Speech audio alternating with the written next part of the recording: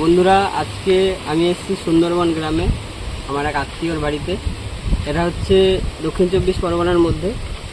এটা সুন্দরবনেরই একটা পার্ট। এটা হচ্ছে জায়গাটার নাম মইপিট। এটা জয়নগর থেকে আসতে হয়, প্রায় 3 ঘন্টার রাস্তা জয়নগর থেকে বাসে। তো আমি বছরে 2বার এখানে আসি। এটা আমার একটা রিলেটিভের বাড়ি। গ্রামটা খুবই সুন্দর। আর ওই যে বাড়িটা যেটা দেখা যাচ্ছে, ওই বাড়িটা হচ্ছে আমার আত্মীয়র বাড়ি। এখন শ্রাদ্ধর একটা কাজ হচ্ছে এখানে। সব কিছুই আছে ন্যাচারাল, পুকুর। আজকে বৃষ্টি হচ্ছে, ওয়েদারটা তো ওয়েদারটা আরও সুন্দর লাগছে। আর এই যে হচ্ছে গ্রামের ছেলেপিলেদের বসার জায়গা। এখানে সব বসে রাত্রেবেলা আড্ডা মারে এই মাচার উপরে। এটাকে বলে মাচা। ছোটোবেলায় হয়তো আপনাদের শহর তালিকায়ও দেখা যেত কোনো রাস্তার মোড়ে মাচা, কিন্তু এখন দেখা যায় না সেগুলো। কিন্তু গ্রামে এখনও দেখা যায় এই মাচা। তো এই মাচার অনেক হিস্ট্রি আছে। মাচায় যারা যারা আড্ডা মেরেছে ছোটোবেলায় তারাই জানে যে মাচায় বসে আড্ডা মারার মজাটা কত আলাদা। সারাদিন কাজ করার পর যখন শরীর ক্লান্ত থাকে, তারপরে এসে এই মাচায় বসে আড্ডা বন্ধুদের সাথে, এর মজাটা পুরোটাই আলাদা। তো আসুন আপনাদের আরও দেখাই যে এই গ্রামের প্রকৃতি কতটাই সুন্দর।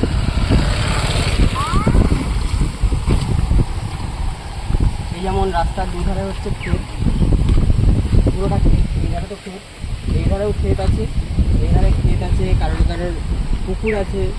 আর তার পাশে চাষ হচ্ছে ধান। এখন যেহেতু বর্ষাকাল, এখন ধান লাগানো হয়েছে। আবার শীতের সময় ধান তোলা হবে। শীতের সময় আমি আবার আসবো এই গ্রামে। আর এখন এই বছর আমি আসলাম এই বর্ষায় এই শ্রাদ্ধর কাজের জন্য। তো শীতের সময় আবার আসবো। আসুন আপনাদের আর একটা জিনিস দেখাই, যেটা এই গ্রামে মানে অনেকেই বলে যে এখানে ভূত আছে। হয়তো অনেকে ভূত বিশ্বাস করেন, আপনারা অনেকে হয়তো ভূত বিশ্বাস করেন না, কিন্তু এই গ্রামে অনেকে বলে যে এখানে ভূত আছে।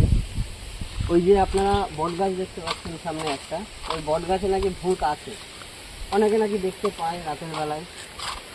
তো আমরা এসে রাত্রেবেলা আড্ডা মারি বট গাছের এখানে, যেহেতু এই যে বাড়ি পাশেই। তো আমরা তো কোনো দিন কিছু দেখতে পাই না, আর অনেকেই বলে যে দেখতে পায়। গ্রামগঞ্জে এটা ন্যাচারাল ব্যাপার যে ভূত আছে, ভূত দেখতে পায় অনেকে।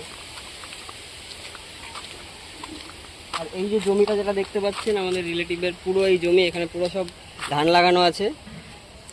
এই ধান কাটা হবে শীতের সময়। শীতের সময় এই জায়গাটা আরও একটা অন্য টাইপের একটা সুন্দর লাগবে। এর সৌন্দর্য পুরোটাই চেঞ্জ হয়ে যাবে। এখানে পুরো আপনারা সোনালি দেখতে পারবেন। বর্ষার সময় পুরো সবুজ, আর শীতের সময় পুরো সোনালি। আর এই যে পুকুর, এই পুকুরে বিভিন্ন ধরনের মাছ আছে।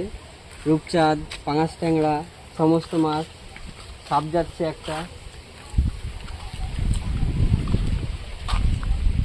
এই তাল গাছ থেকে, এই খেজুর গাছ থেকে শীতের সময় রস পাড়া হয়।